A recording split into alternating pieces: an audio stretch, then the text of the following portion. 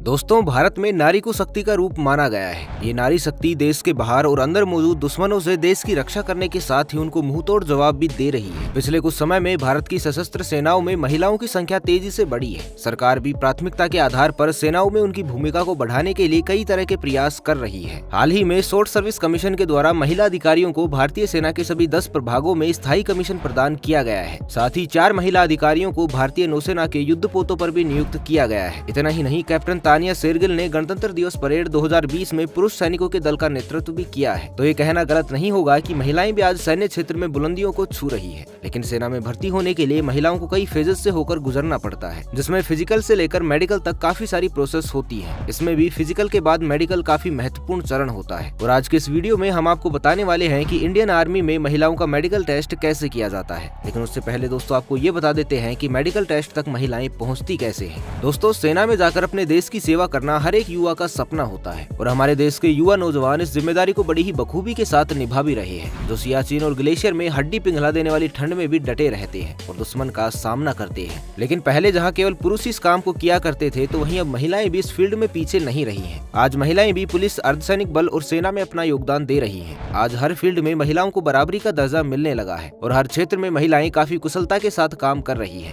बात करें अगर भारतीय सेना की, तो भारत सरकार की ओर से जारी की गई एक जानकारी के मुताबिक भारतीय सेना में 6807 से अधिक महिलाएं काम कर रही हैं। वहीं भारतीय वायुसेना में इनकी संख्या लगभग 1607 है। अगर पुरुषों और महिला अधिकारियों के रेशो की बात करें, तो सबसे अधिक महिलाएं नेवी में काम कर रही हैं। नेवी में कुल क्षमता की लगभग 6.5% महिलाएं हैं। दोस्तों, भारत की तीनों सेनाओं में कुल मिलाकर लगभग 9118 महिलाएं हैं और अब ये संख्या दिनों दिन बढ़ती भी जा रही है। सरकार के मुताबिक वर्ष 2019-20 की तुलना में वर्ष 2021-22 में महिलाओं की संख्या भारत की तीनों सेनाओं में बढ़ी है। आज महिलाएं लड़ाकू जहाज उड़ाने, पानी के लड़ाकू जहाजों पर अहम जिम्मेदारी संभालने के साथ ही स्पेशल ऑपरेशन के जरिए दुश्मन को सबक सिखाने में भी अहम भूमिकाएं निभा रही हैं। और अब केंद्र सरकार ने महिलाओं की बेहतरी के हक में कदम उठाते हुए उन्हें सेना में स्थायी कमीशन भी दे दिया है, जिसके तहत महिलाओं को भारतीय सेना के सभी 10 हिस्सों, जिसमें army air defence, signals, engineers, army aviation, electronics और mechanical engineering, army service corps और इंटेलिजेंस कॉर्प्स में स्थायी कमीशन मिल पाएगा। अब तक अधिकतर महिलाओं की भर्ती सेना में शॉर्ट सर्विस कमीशन के तहत होती थी, लेकिन अब उन्हें स्थायी कमीशन मिलेगा। इसके मायने ये है कि अब महिला सैन्य अधिकारी भी पुरुषों के समान ही तब तक अपने पद पर कार्यरत रहेंगी जब तक कि वो रिटायर नहीं हो जाती हैं। दोस्तों, अगर बात करें दुनिया की अलग अलग सेनाओं में महिलाओं की संख्या की, तो international institute of strategic studies के मुताबिक पाकिस्तान की सेना में सिर्फ 3400 महिलाएं हैं और वो सभी मेडिकल या डेस्क जॉब भी करती हैं। ग्लोबल सिक्योरिटी.org के हवाले से दी गई एक खबर के मुताबिक अमेरिकी सेना में कुल सैनिकों की लगभग 16% महिलाएं, यानी कि करीब 74,000 महिलाएं काम करती हैं। International institute of strategic studies के मुताबिक रूस में सेना की कुल क्षमता का 10% महिलाएं हैं और हमारे भारत में भी अब धीरे धीरे इन आंकड़ों में सुधार हो रहा है। सेना में ना सही, लेकिन पैरामिलिट्री फोर्सेज में महिलाओं की अच्छी खासी संख्या बढ़ रही है। सरकारी आंकड़ों के मुताबिक सीआरपीएफ में करीब 6000, सीआईएसएफ में 5896, बीएसएफ में 2640, एसएसबी में 1166, आईटीबीपी में 1091 महिलाएं तैनात हैं और आगामी समय में पैरामिलिट्री फोर्सेज के साथ साथ भारतीय सेना में भी महिलाओं की संख्या काफी बढ़ने की उम्मीद है। दोस्तों, अब बात करते हैं कि महिलाओं का भारतीय सेना में चयन कैसे होता है। दोस्तों, चयन प्रक्रिया में सबसे पहले फिजिकल यानी कि शारीरिक दक्षता टेस्ट होता है, जिसमें एक नियत समय में महिलाओं को दौड़ पूरी करनी होती है। दौड़ में पास होने वाली महिलाओं को इसके बाद कुछ और चरणों से गुजरना होता है, जिसमें लॉन्ग जंप, हाई जंप जैसी चीजें शामिल होती हैं। इन चरणों को पास करने के बाद बारी आती है हाइट मेजरमेंट की। दोस्तों, यहाँ ध्यान देने वाली बात यह है कि हाइट का मेजरमेंट सेना की हर विंग अपने अपने हिसाब से करती है, यानी कि किसी जगह पर हाइट का मेजरमेंट दौड़ से पहले कर लिया जाता है, तो किसी जगह दौड़ के बाद किया जाता है। साथ ही स्पेशल कैटेगरी वाले कैंडिडेट्स को हाइट में कुछ रिलैक्सेशन भी दी जाती है। जब फिजिकल मेजरमेंट पूरा हो जाता है, तो शॉर्ट लिस्टेड कैंडिडेट्स को मेडिकल टेस्ट से गुजरना होता है। दोस्तों, मेडिकल टेस्ट में शरीर के हर हिस्से को चेक किया जाता है, चाहे फिर वो लड़का हो या लड़की। हालांकि लड़कों का मेडिकल टेस्ट मेल डॉक्टर करते हैं और लड़कियों का मेडिकल फीमेल डॉक्टर्स करती हैं। अगर बात करें महिलाओं की, तो भर्ती होने वाले कैंडिडेट्स को कुछ मानदंडों पर खरा उतरना होता है। जैसे मेडिकल टेस्ट में सबसे पहले ये चेक किया जाता है कि सेना में भर्ती होने वाले कैंडिडेट्स का मानसिक और शारीरिक स्वास्थ्य अच्छा है या नहीं, क्योंकि सेना में भर्ती होने के लिए किसी भी प्रकार का शारीरिक या मानसिक दोष नहीं होना चाहिए। इसके बाद कैंडिडेट्स का आई साइट टेस्ट होता है, जिसमें आंखों को अच्छी तरह से चेक किया जाता है। दरअसल इस दौरान डॉक्टर से देखते हैं कि उम्मीदवार की आंखों में कोई भैंगापन तो नहीं है या फिर उसकी दृष्टि क्षेत्र तो ठीक है या नहीं। इसके साथ ही कैंडिडेट की आंखों के कलर ब्लाइंडनेस की भी जांच की जाती है। जब कैंडिडेट इस टेस्ट में पास हो जाता है, तो उसे मेडिकल के अगले चरण में भेज दिया जाता है। इस टेस्ट में कैंडिडेट के गुप्तांगों की जांच की जाती है। इसमें मैरिड कैंडिडेट्स का वेजाइनल टेस्ट किया जाता है, ये श्योर करने के लिए कि उनके प्राइवेट ऑर्गन्स में कोई ग्रोथ या कॉम्प्लिकेशंस तो नहीं है, जबकि अनमैरिड कैंडिडेट्स के लिए ऐसी कोई भी बाध्यता नहीं है। दोस्तों यहाँ आपको बता दें कि सेना में भर्ती होने से पहले इंडोनेशिया जैसे कुछ देशों में महिलाओं का वर्जिनिटी टेस्ट भी किया जाता था, हालांकि अब इसे बंद कर दिया गया है। जी हाँ दोस्तों, अभी कुछ साल पहले तक इंडोनेशिया की सेना, नेवी और एयरफोर्स में भर्ती होने वाली महिलाओं के वर्जिनिटी टेस्ट होते थे, लेकिन साल 2014 में ह्यूमन राइट वॉच की जांच के बाद इस चीज का खुलासा हुआ था। दरअसल इस ऑर्गेनाइजेशन ने अपनी एक रिपोर्ट में खुलासा किया था कि इंडोनेशिया के सिक्योरिटी फोर्स में महिलाओं को वर्जिनिटी टेस्ट से होकर गुजरना पड़ता है। इसी इन्वेस्टिगेशन में ये सामने आया था कि साल 1965 के बाद से हजारों महिलाएं इस टेस्ट से गुजर चुकी हैं, लेकिन अब इसे पूरी तरह से खत्म करने का फैसला किया गया है। इस फैसले का इंडोनेशिया के कई मानवाधिकार संगठन और फेमिनिस्ट ग्रुप्स ने स्वागत किया है। दोस्तों, इस वर्जिनिटी टेस्ट को खत्म करने की काफी लंबे समय से मांग की जा रही थी, क्योंकि महिलाओं की ये मांग थी कि सिलेक्शन प्रोसेस पुरुषों और महिलाओं के लिए एक जैसा ही होना चाहिए, और इस वर्जिनिटी टेस्ट से वो कहीं ना कहीं शारीरिक और मानसिक रूप से भी प्रताड़ित होती है, क्योंकि इस प्रक्रिया में महिलाओं का 2 फिंगर टेस्ट भी किया जाता था, और जो भी महिला इस टेस्ट में फेल हो जाती थी उसे इंडोनेशिया की आर्मी में भर्ती होने के योग्य नहीं माना जाता था। इस मामले में इंडोनेशिया के सैनिकों का कहना था कि इस प्रक्रिया के सहारे वो महिलाओं की नैतिकता का टेस्ट करते थे। हालांकि पिछले कई सालों से इंडोनेशिया के कई डॉक्टर ये कहते रहे हैं कि वर्जिनिटी टेस्ट का कोई भी वैज्ञानिक आधार नहीं है। इस देश में मानवाधिकार संगठन और फेमिनिस्ट ग्रुप कई सालों से इन टेस्ट के खिलाफ अपना प्रदर्शन दर्ज करवाते आ रहे हैं, और अब जाकर इस वर्जिनिटी टेस्ट को बैन किया गया है। सेना के साथ ही अब नेवी और एयरफोर्स में भी ये टेस्ट नहीं होते हैं। इंडोनेशिया के national commission on violence against women के एक सर्वे के अनुसार इस तरह के टेस्ट की कभी कोई जरूरत ही नहीं थी। ये सब इंडोनेशिया आर्मी अपनी मर्जी से करती आ रही थी। वहीं साल 2018 में WHO यानी वर्ल्ड हेल्थ ऑर्गेनाइजेशन ने भी इन टेस्ट को खत्म करने की अपील की थी। WHO का कहना था कि इस तरह के टेस्ट महिलाओं के अधिकारों का उल्लंघन करते हैं और इन्हें तुरंत प्रभाव से बंद किया जाना चाहिए। UN की एक रिपोर्ट के अनुसार यूं तो वर्जिनिटी टेस्ट जैसे अवैज्ञानिक टेस्ट ज्यादातर देशों में नहीं होते हैं, लेकिन अफगानिस्तान, मिस्र और इंडोनेशिया जैसे लगभग 20 देशों में अब भी ऐसे टेस्ट को किया जाता रहा है। पर अब इन देशों के मानवाधिकार संगठन लगातार इन टेस्ट को खत्म करने की बात करते रहे हैं, जो कि महिलाओं को शारीरिक और मानसिक प्रताड़ना से मुक्ति दिलाने की दिशा में एक अच्छा कदम है। दोस्तों, अगर बात करें हमारी भारतीय सेना की, तो यहाँ इस तरह का कोई भी टेस्ट नहीं किया जाता है। हाँ, यहाँ वेजाइनल टेस्ट तो जरूर होता है, लेकिन वर्जिनिटी टेस्ट नहीं। दोस्तों, प्राइवेट ऑर्गन्स की जांच के बाद बारी आती है शरीर के बाकी हिस्सों को जांचने की। इसके बाद उम्मीदवारों का नोक नी टेस्ट होता है। इस टेस्ट में ये देखा जाता है कि चलते या दौड़ते समय कैंडिडेट्स के घुटने कहीं आपस में टकराते तो नहीं है। अगर किसी कैंडिडेट्स के घुटने चलते या दौड़ते समय आपस में टकराते हैं तो उसे मेडिकल टेस्ट में फेल कर दिया जाता है। इसके अलावा वेरिकोस वेन्स की भी जांच की जाती है। दरअसल इस जांच में ये देखा जाता है कि कैंडिडेट्स के हाथ या पांव की नसों में कोई असामान्य सूजन तो नहीं है। साथ ही दोस्तों, इन उम्मीदवारों के ear, nose, skin disease, heartbeat और फ्लैट फुट जैसी जांचें भी की जाती है। इन सब के अलावा कैंडिडेट्स के दांतों की भी बारीकी से जांच की जाती है कि कहीं उसके दांत टेढ़े मेढ़े या खराब तो नहीं है। जो भी कैंडिडेट्स इन चरणों में पास हो जाता है उसे मेडिकल में पास कर दिया जाता है और उसके लिए आगे की प्रक्रिया शुरू हो जाती है। वहीं अगर कुछ कैंडिडेट्स के इनमें से 1 या 2 चरणों में पॉइंट बन जाते हैं तो वो किसी भी मिलिट्री हॉस्पिटल में इसे चैलेंज कर सकते हैं। अगर मिलिट्री हॉस्पिटल का डॉक्टर इन कैंडिडेट्स को जांच करने के बाद इस टेस्ट को पास कर देता है तो ये भी आगे की प्रक्रिया के लिए योग्य माने जाते हैं, और कुछ इस तरह से मेडिकल की ये प्रक्रिया समाप्त हो जाती है। तो दोस्तों, ये थी हमारी आज की वीडियो कि भारतीय सेना में महिलाओं की मेडिकल जांच कैसे की जाती है। उम्मीद है आपको ये वीडियो पसंद आया होगा। तो आज के लिए बस इतना ही। मिलते हैं एक नई वीडियो में, तब तक के लिए खुश रहें, मस्त रहें, हंसते रहें। भगवान करे आप सभी का दिन शुभ हो।